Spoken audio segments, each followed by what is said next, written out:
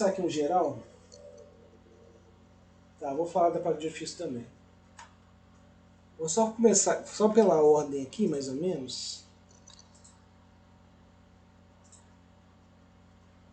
Isso aqui é umas coisas importantes, né?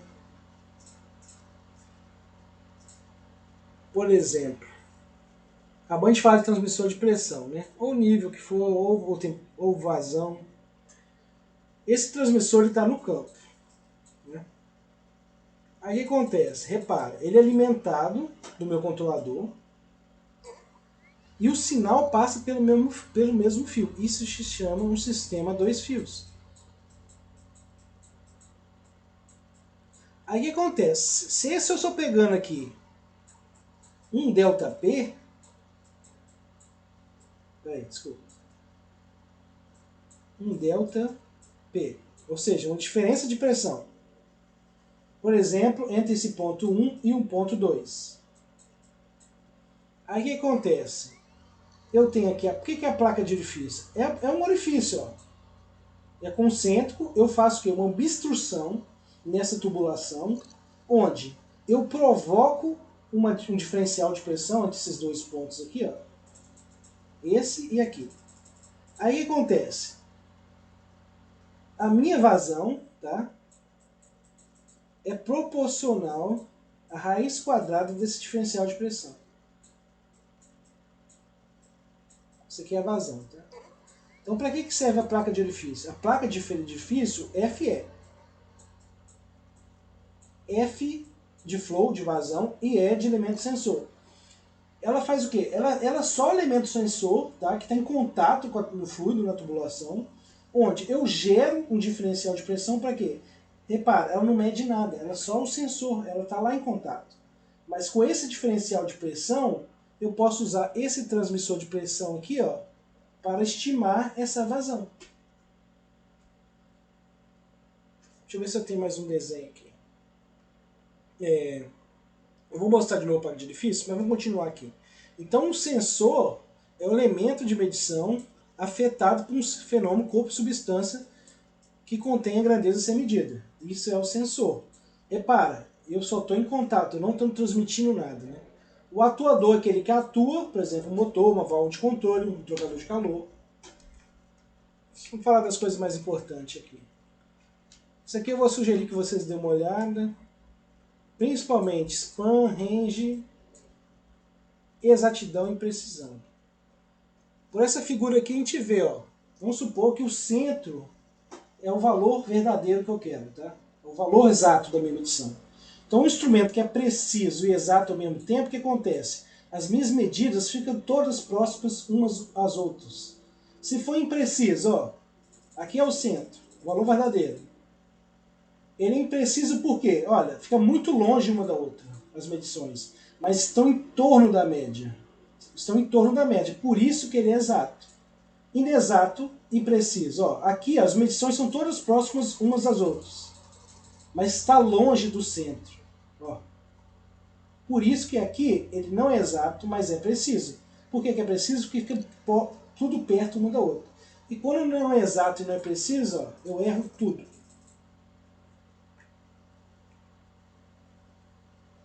Aí o termo em inglês, né, accuracy, é isso que a gente acha nos datasheets, tá? Accuracy é exatidão. Precisão é precision mesmo, tem a ver com repetibilidade, ó. Ó, repetibilidade é precisão. Aqui é preciso e exato, aqui não é exato, mas é preciso.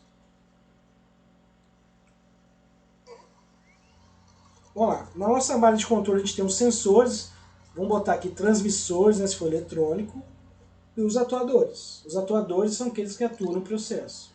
Aí a placa de orifício. A placa de orifício é isso aqui, ó. Na indústria chama de raquete, tá? É tipo uma raquete, tá vendo? É concêntrico, quem tem um espaço para o fluido passar, aonde eu gero um ΔP aqui e aqui, ó. Por quê? Eu provoquei o quê? Uma perda de carga aqui.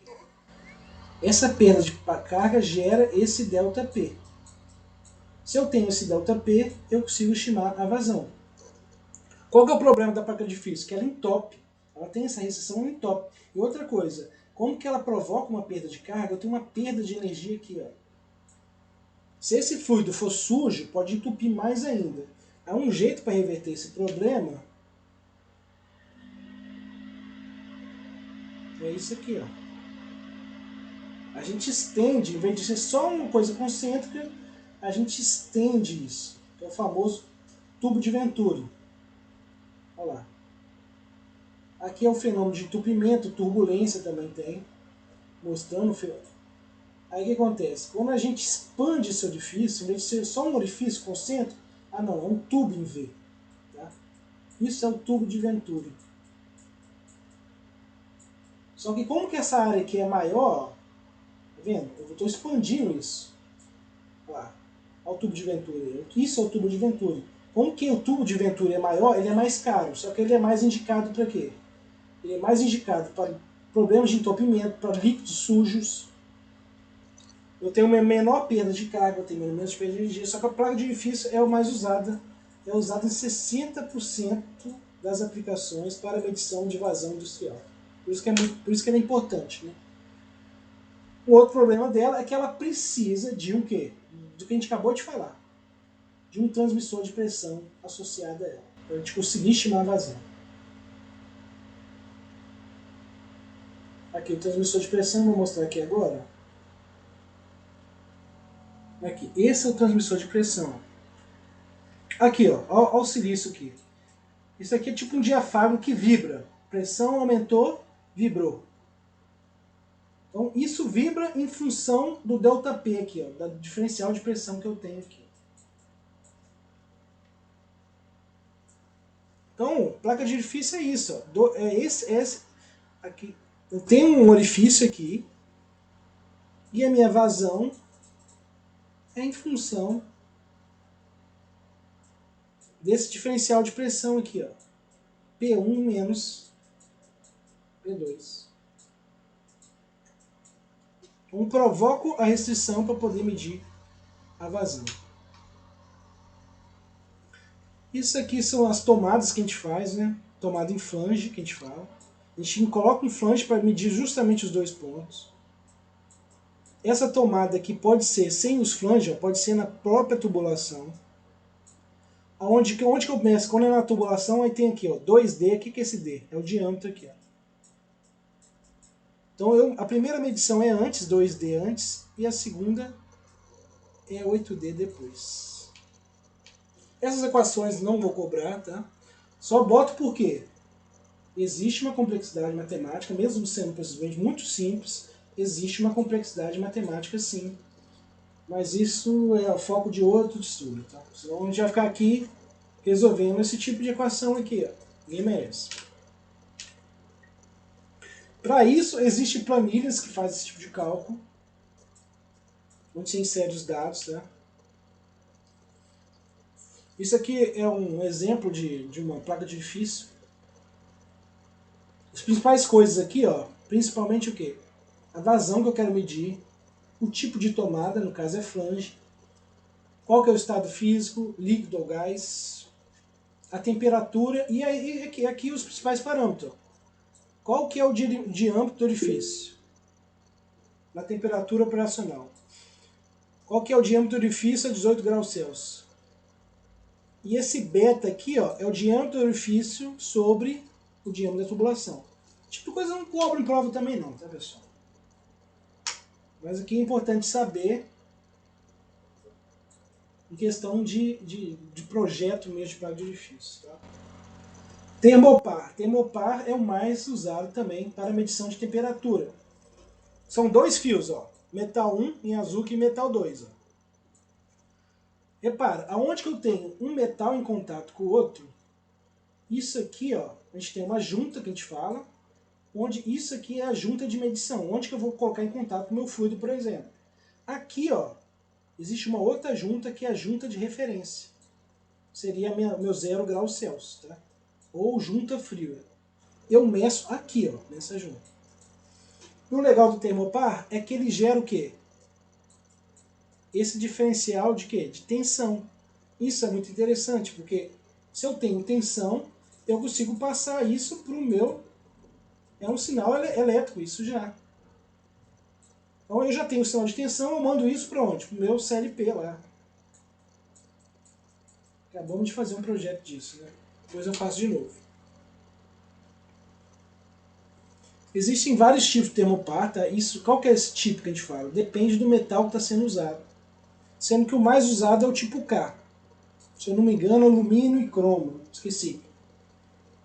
Mas ele é o mais usado. Ele tem uma faixa grande, um erro aceitável, mas a faixa é muito grande, principalmente alumínio hoje é barato, né? É o mais barato que tem, com uma precisão, exatidão e faixa boa. Como que a gente tem dois fios no termopar, ó, metal 1 e metal 2, a gente tem que proteger esse termopar. Isso se chama bainha de medição. Então nesse caso aqui, ó, a junta, ela é o quê? Isolada. Aqui é junta exposta. O que eu ganho aqui? O que eu ganho aqui? Eu ganho, nesse caso aqui, eu ganho em velocidade de resposta. Só que é muito perigoso isso aqui. Que isso está em contato com o meu ambiente ruidoso, isso pode se danificar. Nesse caso aqui, é o mais recomendado na indústria, porque apesar de ser mais lento, é o mais seguro.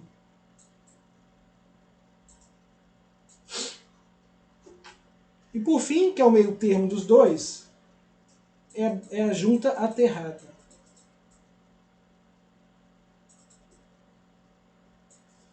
Então só lembrar aqui, ó, por isso que nessa tabela tem o tipo da junta. Ó. Cadê a tabela?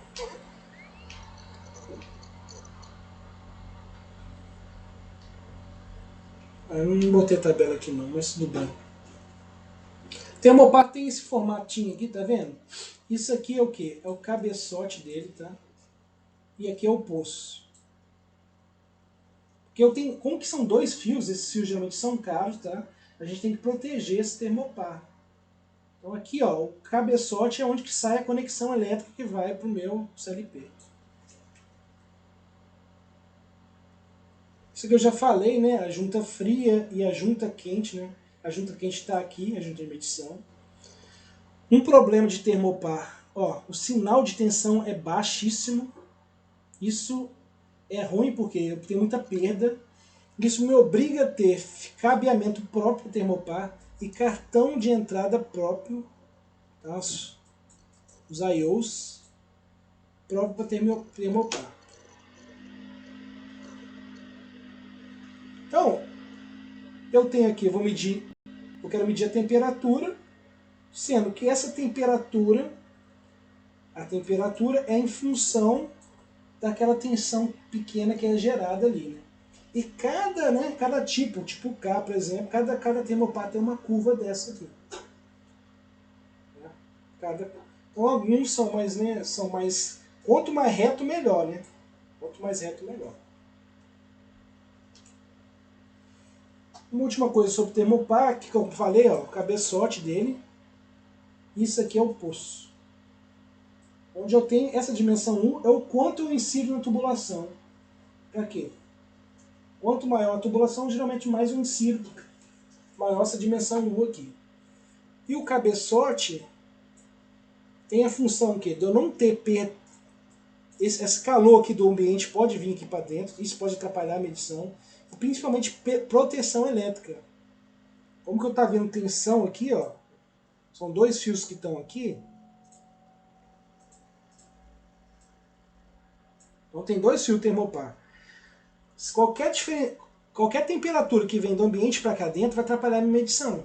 E como está passando, tendo fio aqui, tem corrente elétrica, isso é perigoso se tiver, por exemplo, um tanque com gasolina aqui, e essa faísca pode provocar. Por isso que a gente tem um cabeçote para proteção. Então a parte de cima é o cabeçote, e aqui, ó, cabeçote, isso aqui é o poço. Então quando a gente vê esse desenho, né, cada desenho tem esse desenho que a gente já vê que é um termopar. Do transmissor de pressão, que é tipo aquela bolinha. Não vou falar disso agora não, já falei antes. Eu falei hoje, né? Os indicadores de vazão, né, os famosos PI, ó, de pressão, desculpa. Correção que vocês aprendem lá em física. ρGH, densidade do fluido, gravidade, altura. A altura que eu estou medindo aqui é proporcional a essa diferença de temperatura aqui. Tá aí, ó, o tubo de Bourdon que a gente falou hoje, que é o PI mais indicado, é o manômetro, indicador de pressão mais indicado. Tá? Tem muita coisa para se falar aqui não. Olha lá, o fluido entrou, né, essa alça aqui, ela se altera, né, e eu consigo ter uma indicação aqui da pressão. Então tem um sistema de relojaria, geralmente, tá? Manômetro não é muito o que se falar, né? O mais usado é o Bourdon mesmo. Aí tem um mecanismo, geralmente é um ácido inoxidável para não... O mais importante, né? Qual que é a pressão que ele geralmente mede? Ó, unidade de pressão, kgf por centímetro quadrado. Qual que é a faixa dele, qual que é o material, isso é o mais importante no manômetro. Esse aqui, ó, como acabei de falar, é o quê? O PT mais usado. Pelo menos para aplicações industriais assim, mais críticas, né? Então eu tenho o quê? Um silício lá, tá? E esse silício, conforme a pressão, né, tem todo um sistema mecânico aqui, um diafragma, etc, etc. Esse silício, ou um resistor excitante, o que acontece? Dependendo da pressão que a gente submete esse instrumento, isso aqui vai vibrar. Então quanto mais vibra, maior a pressão. Quanto menos vibra, menor a pressão. Então é um cristal mesmo ressonante que a gente fala, né? Aquela palavra-chave. Piezo elétrico, né? Piezo elétrico. Ou piezo resistivo, que for. Como que é isso? Como que é um datasheet? O que é importante ver na folha de dados de um PT, né? Ó, qual que é a grandeza? Pressão. Eu não posso medir vazão? Posso medir vazão também com a pressão, por isso que é muito importante. E eu posso medir nível também com pressão. Tá? Então, qual grandeza eu estou medindo? Pressão, vazão, nível, porque o instrumento de pressão ele tem essa vantagem. A alimentação geralmente dos transmissores é 24 volts, isso é um padrão. A conexão a 2 fios, já falei disso, vou voltar ali que é importante isso. A gente fala, qual que é o tipo de medida? É manométrica ou diferencial? Se for diferencial, eu vou medir vazão. Eu preciso daquele ΔP para estimar a vazão. Aqui nesse caso, qual que é o tipo de sensor? Pode ser capacitivo, silício ressonante, pode ser piezo resistivo. Eu tenho alguma propriedade elétrica que varia conforme a pressão. Então isso, o silício ressonante geralmente é o mais usado. Tá? Essas coisas que não vou falar, não, isso aqui tem a ver com proteção. Tá? Muito importante é isso aqui. Ó. Qual que é a minha faixa calibrada? O meu 4 é 0, o meu 20 mA é 12 kgf por centímetro quadrado. É a gente que define isso. Tá?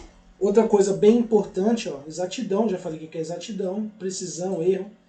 E qual que é o protocolo de rede que ele é compatível? É HART, é Foundation Fieldbus, é Profibus, enfim, essas coisas são muito importantes também. Última coisa, que só para depois a gente continuar, só para dar um pause. Para medição de nível, existe esse tipo de coisa aqui. Ó. Radar ou ultrassônico é o mesmo princípio de funcionamento, tá, pessoal?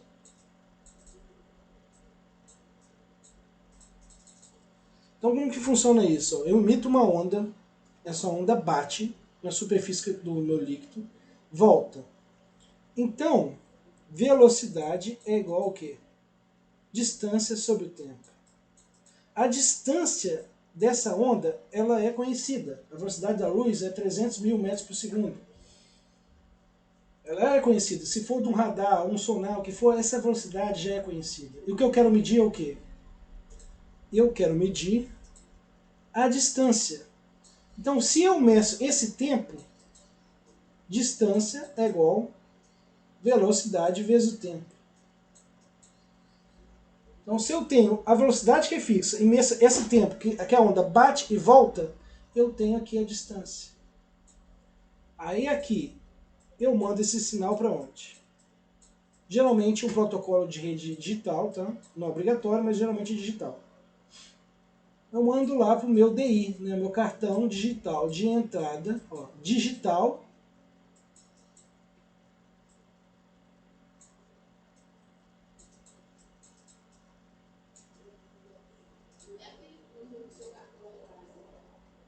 Input. Então eu conecto a saída desse transmissor de nível no meu cartão de entrada do meu CLP, um tal de DI, né? DI. Vamos dar um tempo aqui.